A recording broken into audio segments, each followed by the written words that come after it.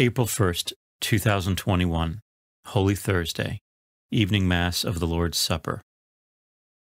A reading from the book of Exodus.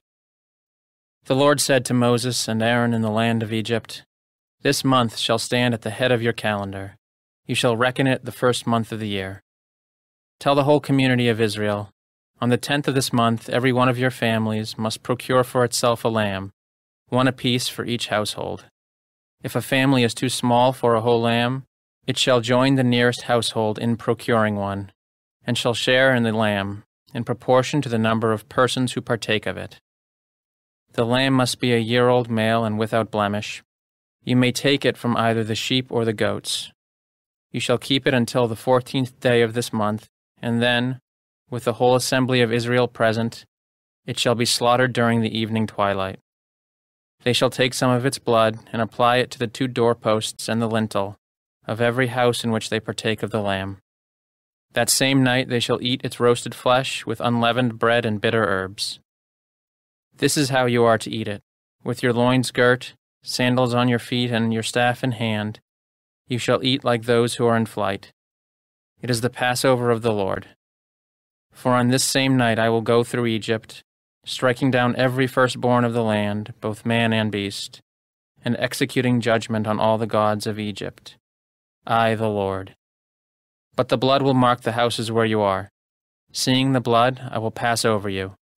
Thus, when I strike the land of Egypt, no destructive blow will come upon you. This day shall be a memorial feast for you, which all your generations shall celebrate, with pilgrimage to the Lord as a perpetual institution." The word of the Lord.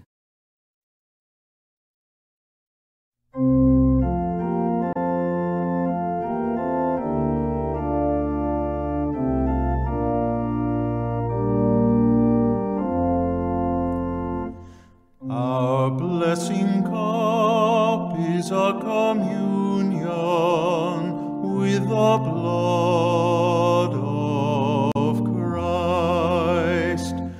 Our blessing cup is a communion with the blood of Christ. How shall I make a return to the Lord for all the good He has done for me? The cup of salvation I will take up, and I will call upon the name of the Lord. Our blessing cup is a communion with the blood of Christ. Precious in the eyes of the Lord is the death of His faithful ones. I am your servant, the son of your handmaid. You have loosed my bonds. Our blessing cup is a communion with the blood of Christ. To you will I offer sacrifice of thanksgiving, and I will call upon the name of the Lord. My vows to the Lord I will pay in the presence of all His people.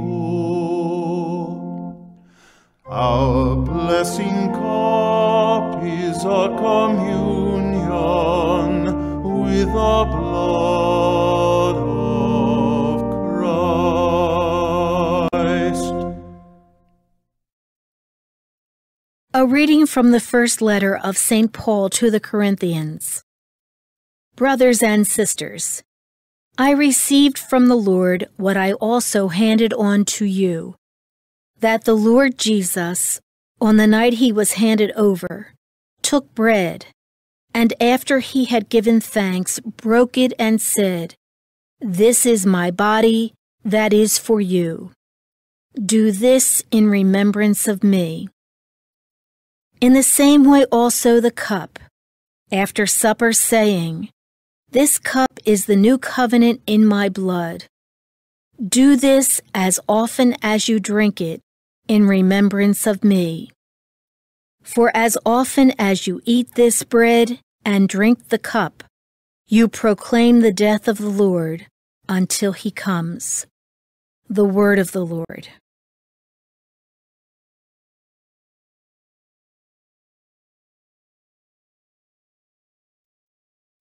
A reading from the Holy Gospel according to John. Before the feast of Passover, Jesus knew that his hour had come to pass from this world to the Father. He loved his own in the world, and he loved them to the end. The devil had already induced Judas, son of Simon the Iscariot, to hand him over. So, during supper, fully aware that the Father had put everything into his power, and that he had come from God and was returning to God, he rose from supper and took off his outer garments. He took a towel and tied it around his waist. Then he poured water into a basin and began to wash the disciples' feet and dry them with a towel around his waist. He came to Simon Peter, who said to him, "Master, are you going to wash my feet?" Jesus answered and said to him, "What I am doing you do not understand now, but you will understand later." Peter said to him, "You will never wash my feet." Jesus answered him, "Unless I wash you, you will have no inheritance with me." Simon Peter said to him, "Master, then not only my feet but my hands and head as well." Jesus said to him, "Whoever has bathed has no need except to have his feet washed, for he is clean all over. So you are clean, but not all." For he knew who would betray him. For this reason he said, "Not all of you are clean." So when he had washed their feet and put his garments back on and reclined at table again, he said to them, "Do you realize what I have done for you? You call me teacher and master, and rightly so, for indeed I am. If I therefore, the master and teacher, have washed your feet, you ought to wash one another's feet. I have given you a model to follow, so that as I have done for you, you should also do." The Gospel of the Lord.